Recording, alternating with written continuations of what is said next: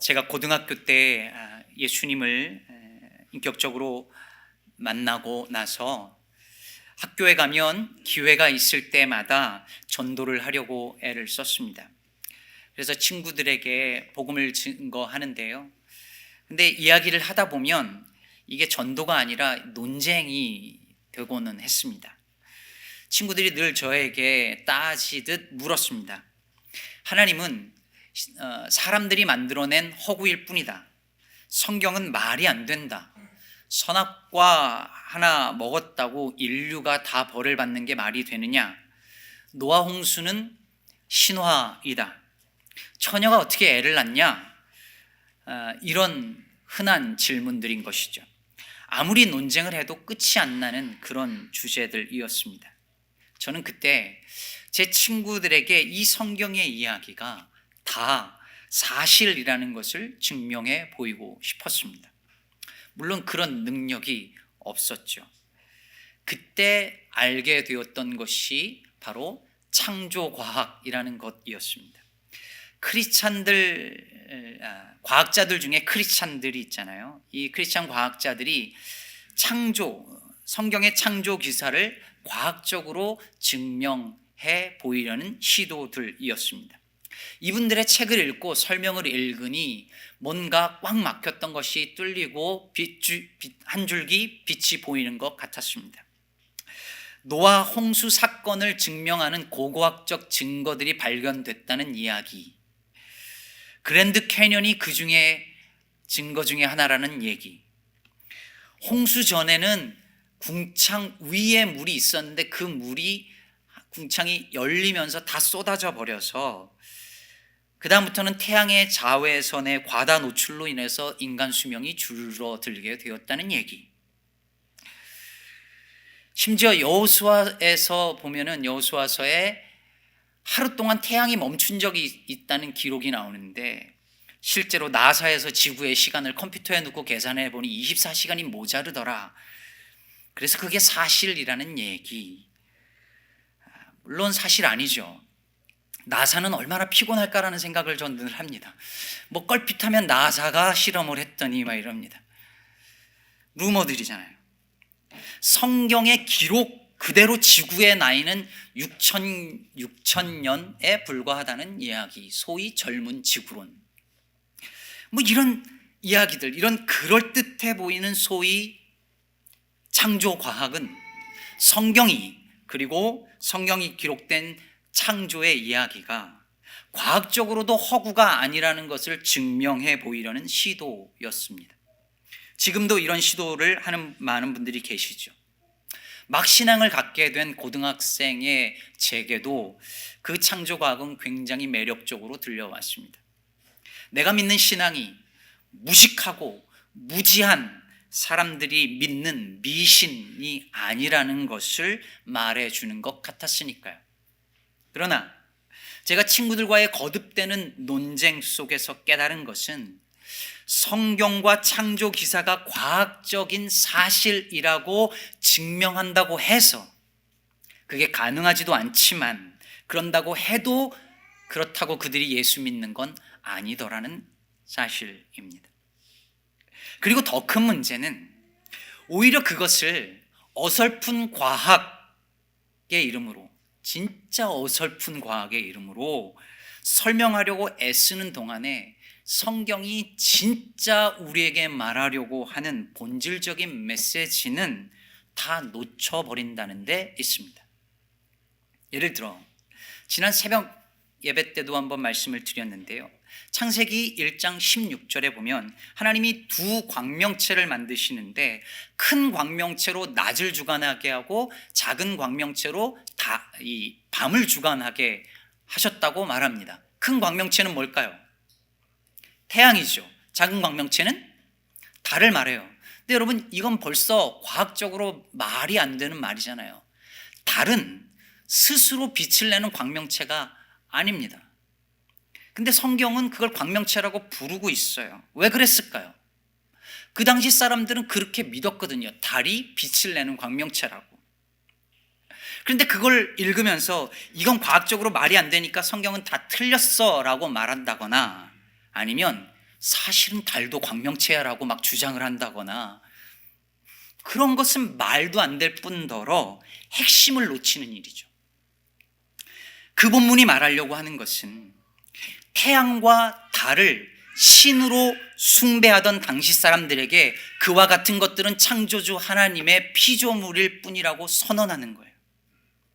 그래서 세상의 모든 것들을 숭배의 대상으로 여겼던 그들의 세계관을 바꾸어 놓는 것이었습니다.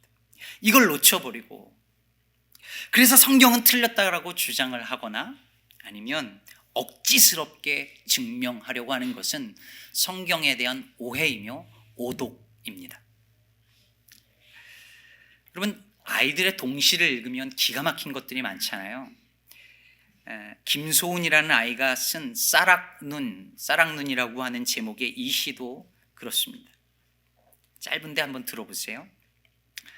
하나님께서 진지를 잡수시다가 손이 시린지 덜덜덜덜 자꾸만 밥알을 흘리십니다. 이게 제목이 뭐라고요? 쌀락눈.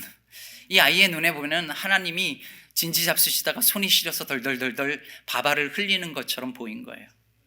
이거를 읽으면서 하나님도 진지를 잡수시냐 아니냐, 신도 손이 시리냐 안 시리냐, 저 내리는 눈이 하나님이 흘리는 밥알이냐 아니면 비듬이냐, 뭐 이런 걸 따지는 게 무슨 의미가 있냐는 거예요.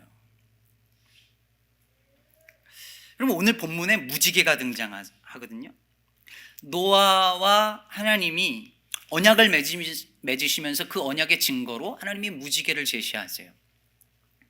아시다시피 무지개는 이 공중에 떠 있는 수많은 물방울 입자에 햇빛이 닿으면서 이 물방울이 프리즘 역할을 하고 그래서 굴절과 반사가 돼서 빨주노초 파남보 뭐 물론 6개냐 뭐 5개냐 뭐 이렇지만 그 무지개가 생기는 거잖아요. 그러면 여러분, 노아가 본 그 무지개가 세상에 처음 등장한 무지개였을까요? 그렇게 주장하는 분들도 계세요. 노아 홍수 이전에는 비가 한 번도 안 왔다라고 말하고, 그래서 노아 홍수가 첫 번째 비였다고 말하고, 그러니까 그전에는 무지개가 없었고 이게 첫 번째 무지개라고 말을 하기도 합니다. 그것도 또 증명하려고 해요. 창조과학 하시는 분들 많이 이런 거 하시거든요. 하지만 그 무지개가 첫 번째 무지개였느냐 아니었느냐, 그게 중요한 게 아니에요. 물론 저는 홍수 이전에도 비가 왔었고 그러니 농사했고 그리고 무지개도 있었다라고 저는 믿어요. 그래서 하나님이 원래 있었던 무지개에다가 새로운 의미를 부여하시는 것이라고 생각합니다. 그러면 무지개를 통해서 노아에게 그리고 우리에게 하나님이 정말 말씀하고자 하셨던 그 메시지, 그건 뭐였을까요? 무엇일까요? 무지개에 담긴 하나님의 마음은 무엇일까요? 우리가 묵상을 하는 이유는 바로 그 하나님의 마음에 닿기 위함인 것이죠. 금요일날 예배를 마치고 집에 돌아가는 길에 제가 우리 아들 유빈이하고 같이 차를 타고 가는데 제 아들이 질문을 하더라고요. 이 질문이 뭐였냐면, 구약의 하나님은 왜 심판하시고 분노하시는 어떤 이 anger 이런 모습으로 등장을 하는데 신약으로 넘어가면 어떻게 한순간에 갑자기 사랑의 하나님, 자비의 하나님 이렇게 바뀌냐는 거야. 이게 너무 급변하지 않냐, 왜 이렇게 다르냐, 이런 질문이었습니다. 이 질문을 하는 이유는 저희 교회 유스 아이들도 요즘에 저희 교회 이 묵상 본문을 따라서 아이들도 같이 하고 또 성경 공부도 하고 있기 때문이에요. 그러니 이 홍수 사건을 읽으면서 그런 질문이 자연스럽게 나올 수밖에 없지요. 많은 사람들도 그렇습니다. 어떻게 하나님이, 사랑의 하나님이 홍수로 사람과 짐승들을 다 쓸어버릴 수 있냐, 그게 사랑의 하나님 맞냐, 이런 질문을 던지는 거예요. 그래서 이 본문이, 이 이야기가 많은 사람들로 하여금 성경을 읽기 시작하면서 불편한 걸림돌이 되는 거죠. 아무리 하나님이라지만 자신이 만든 세상을 자신이 마음에 안 든다고 쓸어버려도 되냐는 거예요. 어쩌면 당연한 질문입니다. 하지만 한번 그 질문을 조금만 한 걸음 더 나아가서 다른 질문을 해보면 어떨까요? 당신께서 창조한 세상을 쓸어버리셔야만 했던, 그럴 수밖에 없으셨던 하나님의 속마음은 무엇이었느냐는 질문입니다. 여러분, 이 질문을 품고 성경을 한번 다시 보겠습니다. 지난 수요일 묵상 본문이었던 창세기 6장 다 주중에 읽고 묵상하신 거죠? 그 6장 5절 이하에 보면 세상을 지면에서 쓸어버리겠다는 하나님의 결심이 나옵니다. 6장 5절 보면 하나님께서 사람의 죄악이 세상에 가득함과 그의 마음으로 생각하는 모든 계획이 항상 악할 뿐임을 보세요. 그리고 이어서 그에 대한 하나님의 반응이 6절과 7절에서 나오는데 이렇게 하시죠. 땅 위에 사람 지으셨음을 한탄하사 마음에 근심하시고 이르시되 내가 창조한 사람을 내가 지면에서 쓸어버리되 사람으로부터 가축과 기는 것과 공중의 새까지 그리하시겠다고 결심합니다. 여러분, 이 구절에 드러난 하나님의 마음이 어떤 것일까요? 여러분은 이 구절에서 하나님의 감정이 어떤 것으로 느껴지시나요? 분노일까요? 6절에서 하나님이 한탄하사 마음에 근심하시고라고 말하는데요, 여기서 한탄하다는 단어는 가슴 아파하다라는 의미가 있는 단어고요.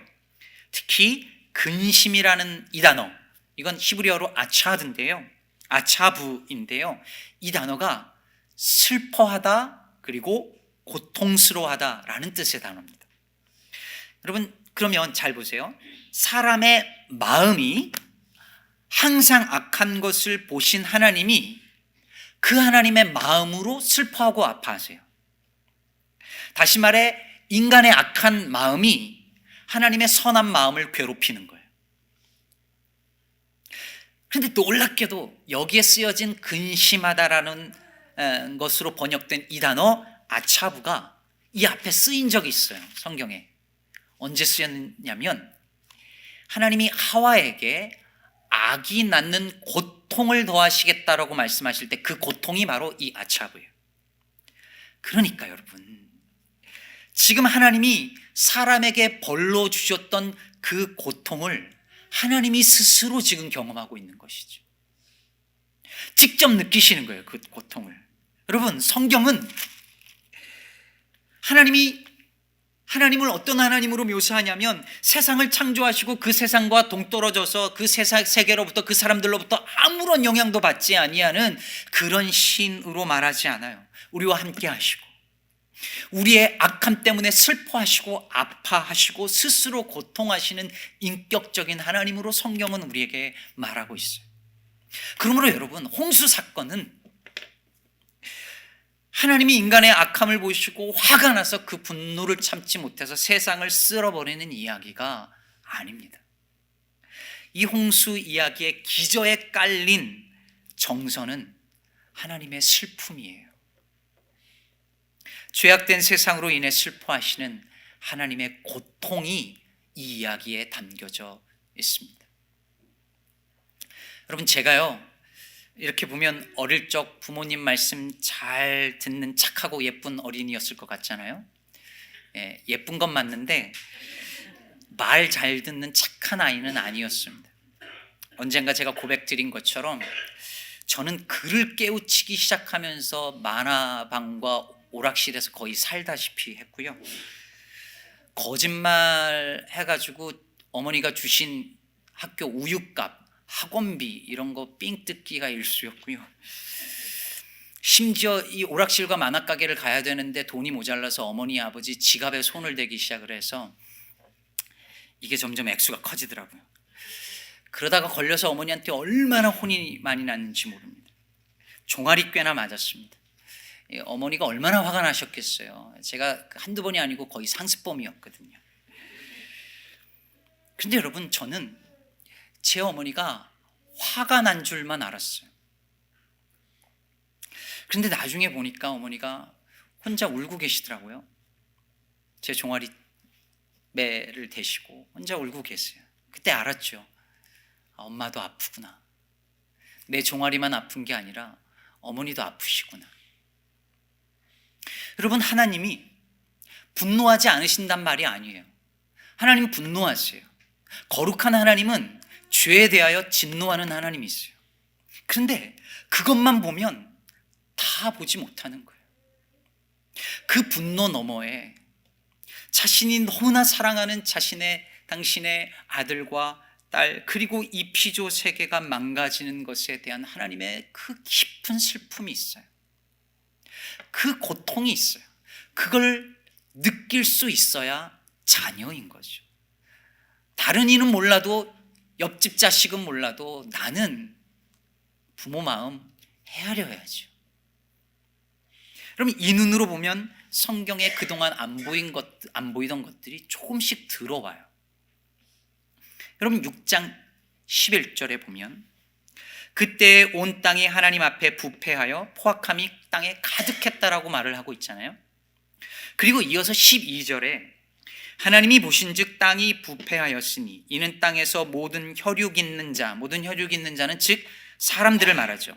모든 사람들의 행위가 부패하였더라, 이렇게 부패함이었더라 이렇게 말합니다. 그럼 이 구절을 잘 보세요. 모든 피조 세계가, 모든 땅이 다 부패했는데 그 원인이 뭐냐면 인간이 부패했기 때문이라는 거죠. 그래서 하나님이 그걸 보고 어떻게 하시겠다고 결정을 하시냐면 13절에 하나님이 노아에게 이르시되 모든 혈육 있는 자의 포악함이 땅에 가득함으로 그 끝날이 내 앞에 이르렀으니 내가 그들을 땅과 함께 멸하리라, 이렇게 말씀하십니다. 근데 여러분, 여기서 이제 잘 주목해서 보세요. 부패라는 단어가 반복되죠. 그렇죠? 부패라는 단어가 반복되는데 부패라는 이 단어하고요, 하나님이 말씀하신 저 13절 끝에 있는 멸하리라 라는 이 단어하고요, 히브리어로 똑같은 단어예요.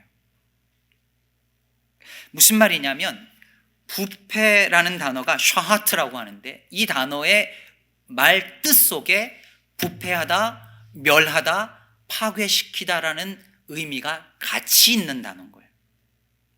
그럼 여러분, 이게 뭘 의미할까요? 사람의 행위가 부패했다는 그 말은 사람이 스스로를 이미 파괴시키고 멸망시키고 있었고 이미 그렇게 되었다는 뜻이 담겨져 있는 말인 거예요. 피조 세계가 부패했다는 말은 이미 피조 세계가 스스로 멸망의 길에 들어섰고 멸망 끝자락에 와 있다는 것을 부패하다는 단어가 이미 암시를 하고 있는 것이죠. 다시 말해서 노아 시대의 세상은 하나님이 멸하시기 전에 이미 스스로를 멸망시켰고 멸망시켜가고 그래서 멸망의 끝자리에 와 있었다는 거예요. 그래서 6장 13절에 거기 보면 그 끝날이 내 앞에 이르렀다라고 말씀하는 것입니다. 이미 멸망의 끝에 와 있어요. 그래서 하나님이 부패한, 즉 샤하트한 사람들을, 이미 샤하트한 그 땅을 하나님께서 샤하트 하시겠다는 거예요. 그래서 여러분, 홍수는 뭔가 아직 가능성이 남아있는데 하나님이 그냥 개입해가지고 세상을 멸한 사건이 아니에요. 그냥 두어도 세상은 이미 멸망의 끝자락에 와 있는 거죠. 그러면 이게 노아 시대뿐일까요? 오늘날 세상을 보세요. 이번 호주에서 일어난 그 대화재, 엄청난 규모의 이 대화재 다 보셨죠? 여러분, 이번 화재로 죽은 야생 동물이 몇 마리인지 아십니까? 무려 5억 마리랍니다. 캥거루와 코알라가 그냥 선체로 다 타버렸어요. 그 사진을 보는데 정말 가슴이 미어지죠. 여러분, 집에 펫 키우는 분들 계십니까?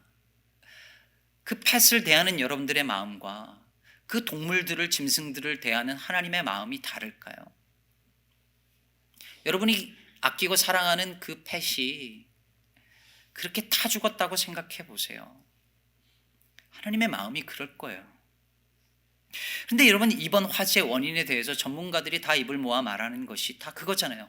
기후변화. 유례없는 고온과 가뭄 때문이라는 거잖아요. 여러분, 지구온난화의 문제, 썩지 않는 일회용 쓰레기의 이 문제들은 이루 말할 수 없이 심각한 것입니다.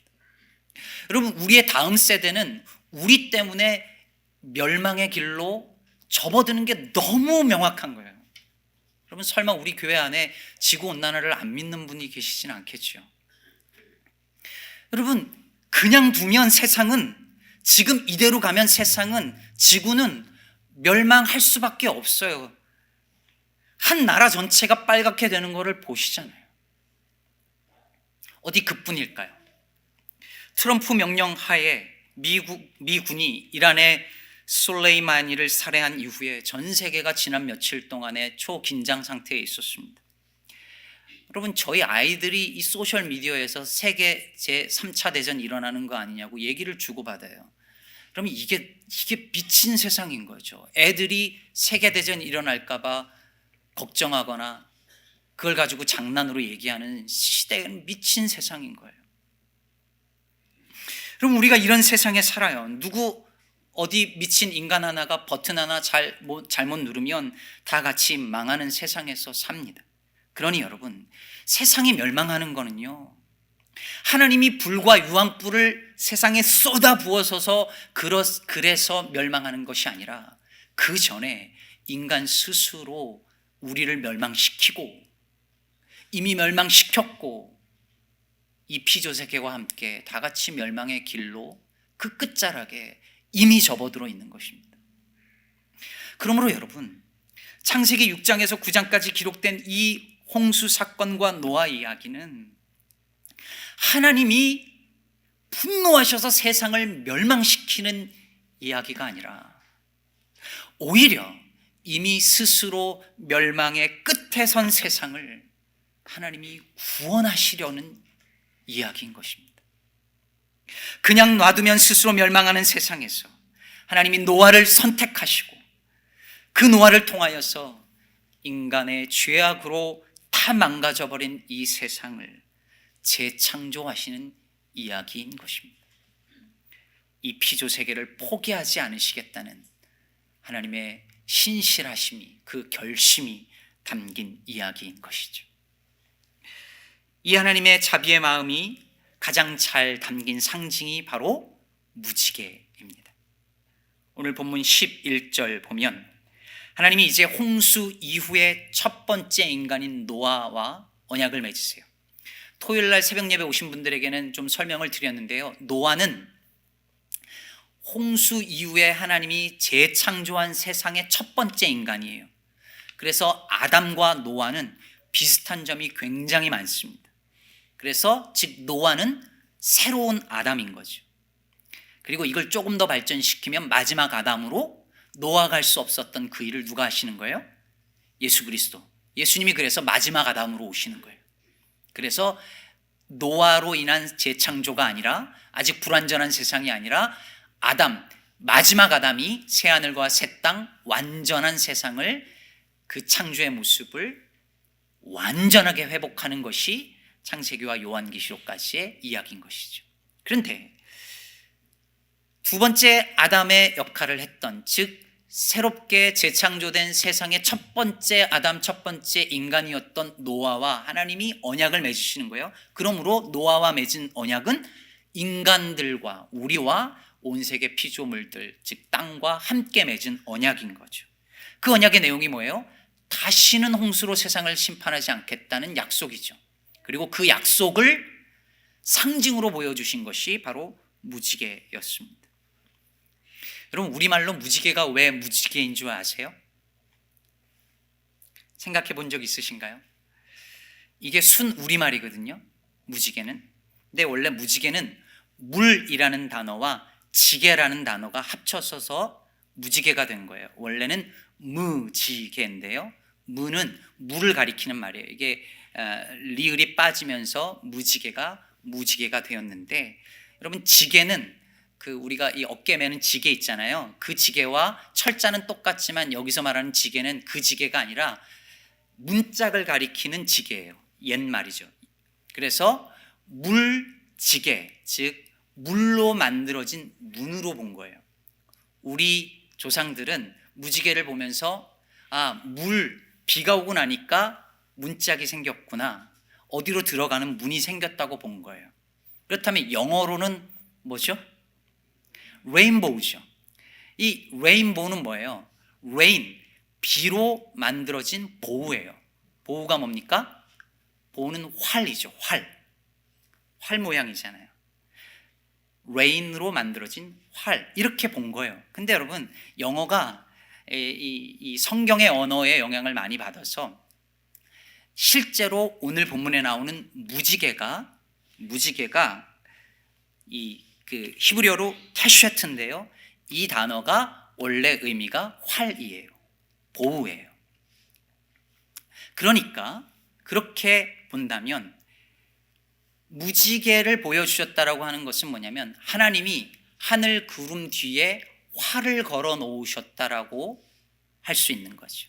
실제로 고대 사회에서는 신을 묘사할 때 활을 들고 전쟁하는 신으로 묘사를 했습니다.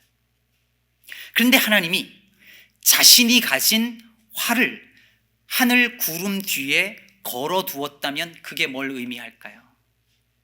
무지개가 활이라면 홍수는 화살이었을진데, 이제 더 이상 하나님이 세상을 향하여 그 활 시위를 당기지 않겠다는 하나님의 결심인 것이죠.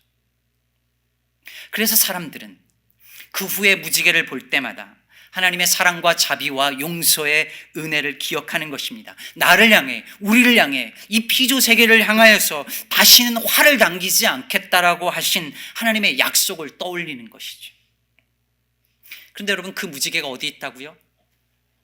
구름 뒤에 있습니다. 그러면 구름이 그 무지개를 가립니다. 이걸 읽으면서 아니, 무지개가 무슨 구름 뒤에 있어요, 과학적으로 말이 안 돼, 이렇게 하는 건 의미가 없어요. 여러분, 무지개가 구름에 가려져 있습니다. 때로 우리 삶에 구름이 낍니다. 힘든 일이 생기고 아픈 일이 이어집니다. 인생에 먹구름이 낍니다. 2020년 새해가 이제 열흘 막 넘겼는데 그 며칠 사이에도 힘든 일이 일어나고 사건, 사고, 질병은 이어집니다. 그런 먹구름이 저와 여러분의 삶에 낄 때에도 사랑하는 여러분, 그 뒤에 무지개가 있다는 사실을 기억하시기를 바랍니다. 구름 너머에 있는 하나님의 약속을 꽉 끌어안으시기를 바랍니다. 이용섭 시인의 무지개란 제목의 시가 있습니다. 스크린을 보시면서 제가 한번 읽겠습니다. 서산 너머에서 밤새 운 자 누구인가? 아침 일찍 무지개가 떴네. 슬픔이 저리도 둥글 수 있다면 내 낡은 옷까지 서넛 걸어놓고 산 너머 당신을 만나러 갈 수 있겠다. 아픔이 저리도 봉긋할 수 있다면 분홍빛 당신의 가슴에 내 지친 머리를 파묻을 수 있겠다. 서산에 뜬 무지개는 당신의 눈물처럼 참 맑기도 하지. 여러분, 이 시인은요, 서산에 뜬 무지개를 보면서 서산 너머에서 밤새 운 사람이 누구인가 물어요. 누군가 밤새 운 그 사람의 눈물 때문에 무지개가 생겼다는 거예요. 그냥 비 때문에 생긴 게 아니라 그 사람의 눈물 때문에. 그래서 시인은 무지개를 보면서 슬픔이 저리도 둥글 수 있다면 내 낡은 옷가지를 거기에 걸 수 있겠고, 아픔이 저리도 봉긋할 수 있다면 당신 가슴에 지친 머리를 파묻을 수 있겠다고 노래해요. 여러분, 시인의 감수성이 얼마나 놀라운지, 어떻게 밤새 울며 누군가 흘린 비처럼 쏟아진 그 눈물이, 그 눈물 덕분에 무지개가 생겼다라고 노래할 수 있을까요? 그런데 여러분, 그러고 보니 노아에게 보여주신 그 하나님의 무지개는 하나님의 눈물 아니었을까요? 하나님의 눈물 때문에 생긴 무지개 아니었을까요? 아까 그 동시에서 그 아이는 첫사랑 눈이 하나님이 흘리신 바발이라고 했는데, 저는 이 시를 읽고 나서 그런 마음이 들었습니다. 아, 홍수는 하나님의 눈물이었구나. 죄악으로 부패해서 더 이상 희망이 보이지 않을 정도로 망가진 사람들과 이 세상을 보시며 그 온 세상이 다 잠겨 버리도록 40일간 펑펑 눈물을 쏟아낸 그 하나님의 눈물이었구나. 그리고 그 눈물 덕분에 우리는 무지개를 보는구나 생각했습니다. 사랑하는 여러분, 예레미야 29장 11절은 하나님의 말씀을 우리에게 이렇게 전합니다. 너희를 향한 나의 생각을 내가 아나니 평안이요 재앙이 아니니라. 너희에게 미래와 희망을 주는 것이니라. 사랑하는 여러분, 재앙이 아니라 평안을, 미래와 희망을 주는 것이 하나님의 마음이며 무지개에 담긴 하나님의 약속이라는 것, 홍수와 노아 이야기 속에 담겨 있는 하나님의 본 마음이라는 것을 사랑하는 여러분, 우리 기억했으면 좋겠습니다. 말씀을 맺으며 한 가지 질문을 던집니다. 왜 하나님과 동행한 에녹은 죽음을 맛보지 않고 하늘로 곧바로 데리고 가시면서 똑같이 하나님과 동행했다라고 분명히 평가받는 노아는 땅에 두셨을까요? 망가진 세상을 새롭게 하는 그 일을 위해 쓰고자 함이 아니었겠습니까? 그렇다면 여러분, 우리가 아직 이 땅에 사는 이유도 같을 것입니다. 혼돈과 공허와 흑암으로 가득한 이 세상에서 우리가 아직도 살아가는 이유는 그 혼돈을 질서로, 그 공허를 충만함으로 그 흑암을 빛으로 바꾸는 창조의 사역에, 그 하나님의 사역에 하나님께서 우리를 함께 하자고 초청하고 있기 때문인 줄로 믿습니다. 이 무지개에 담긴 하나님의 약속을 믿고 그 부르심에 순종하는 저와 여러분, 우리 시카고 기쁨에 되어지기를 주의 이름으로 축복합니다.